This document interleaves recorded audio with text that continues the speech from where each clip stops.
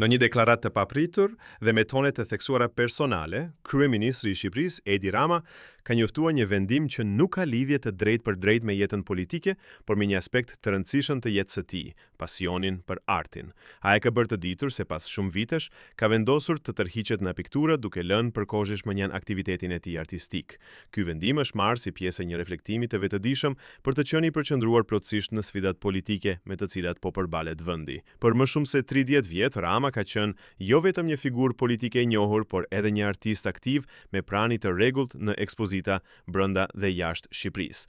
Arti ka qenë për të më shumë se sa një pasion, një mjet për të shprehur vetveten dhe për të gjetur balancë përballë presioneve të jetës publike. Megjithatë, ai ka deklaruar se në këtë moment kritik për Shqipërinë, sidomos në kontekstin e integrimit evropian dhe reformave të thella institucionale, është e domosdoshme që energjitë e tij të përqendrohen tërësisht në përmbushjen e detyrës si kryeministër.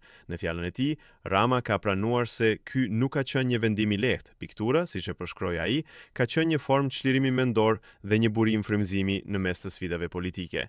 Por sipas tij, vendi ndodhet përballë një periudhe që kërkon angazhim të pakurrëzuar nga ana e drejtuesve të tij.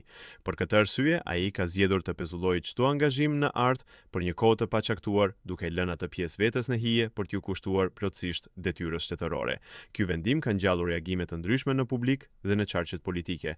Disa e kanë përshëndetur si një akt përgjegjësie dhe përkushtimi, ndërsa të tjerë e kanë interpretuar si pasojë e presioneve të shumta që shoqërojnë pozicionin e tij. Megjithatë, një gjë është e qartë, Rama ka bërë një ndarje të vetëdijshme mes pasionit personal dhe përgjegjësisë publike, duke vendosur përparësinë e interesit të përgjithshëm. Ky zhvillim ngre sërish çështjen e balancës mes jetës private dhe asaj publike për udhëheqësit në pozita të larta.